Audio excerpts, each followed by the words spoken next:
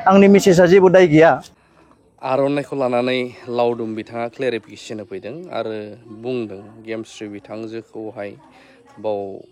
माने दाय होबाय थानाङा माने गोरोन्थि गैया बिथांजोनि होननानै थारैनो मारमोन बिथांनि भइस बा रावखौ नोंथांमोना खोनासङोब्ला निस्सय क्लियार जागोन होनना आं सानो नोंथांमोनखौ नैबे ससियेल मिडियायाव दावराव खालामनायखौ बयबो अननानै जाहाथे निजिनि साननानै बन्द' खालामो आं बेखौनो गुरै खावलायहरो गिबियावनो नोंथांनि चेनेलनि नायगिरिखौ गिबियावनो गाहाम हामलायनाय जासिहरग्रोबाय नैबे आं थांनाय नै दाख्लै योगा डे जेनेबा CM सारा जोंनि मानासाव फैदोंमोन बेहाय आङो मोनसे पदुमनि सावगारि आर'नाइयाव आङो बानायनो होदोंमोन किन्तु आङो बेखौ जोंनि BJPनि सेन्टिमेन्ट लाना आं बानायाखैमोन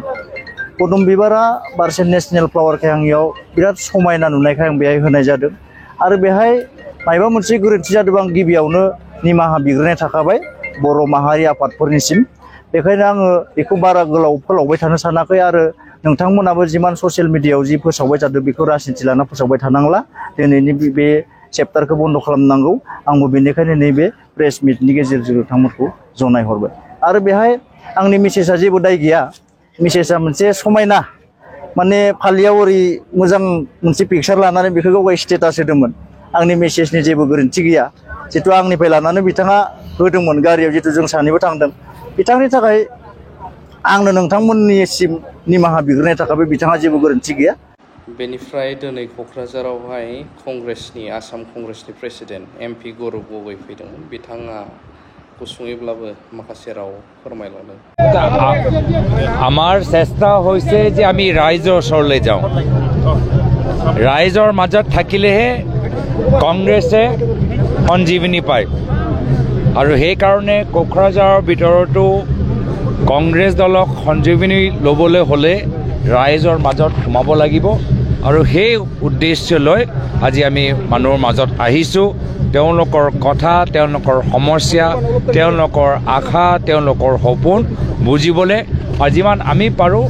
তেওঁলোকৰ সপোন বাস্তৱ কৰিবলৈ আমি চেষ্টা কৰিম বিটিআৰত কেনেকৈ অংশগ্ৰহণ কৰিব নিৰ্বাচন যেহেতু আহি আছে বিটিআৰ নিৰ্বাচন লৈ আমি যথেষ্ট সিৰিয়াছ আমি কংগ্ৰেছ দলৰ প্ৰতি ৰাইজৰ মাজত এটা নতুন উৎসাহ আমি দেখা পাইছোঁ আমাৰ এতিয়া অলপ কষ্ট কৰিব লাগিব কষ্ট কৰিব নালাগে আমি নকওঁ কষ্ট কৰিব লাগিব সময় অলপ আছে সব নিৰ্ভৰ কৰে যে কংগ্ৰেছে কিমান কষ্ট কৰে মোৰ কংগ্ৰেছৰ কৰ্মীখিনিৰ ওপৰত সম্পূৰ্ণ ভৰসা যে তেওঁলোকে এবাৰ ভালকৈ কষ্ট কৰিলে ভাবানত এটা খুব ভাল আনএক্সপেক্টেড ৰিজাল্ট হ'ব পাৰে বিটিআৰ নিৰ্বাচনৰ লৈ কংগ্ৰেছে বিটিআৰ ইলেকশ্যনত কাৰোবাৰ দলৰ লগত আজিৰ তাৰিখত প্ৰত্যেক সিটত আমাৰ প্ৰাৰ্থী ৰেডি আছে এতিয়া হ'ল আমি সংগঠনটো আৰু শক্তিশালী কৰিব লাগিব ৰাইজৰ মাজত সোমাব লাগিব সেইকাৰণে আজিৰ তাৰিখত প্ৰত্যেক সমষ্টিত আমি ৰাইজৰ মাজত সোমাবলৈ চেষ্টা কৰিম অসমৰ মুখ্যমন্ত্ৰীয়ে দৈনিক আপোনাৰ ওপৰত আক্ৰমণ এনেকৈ মন্তব্য গ্ৰহণ কৰি আছে কি ক'ব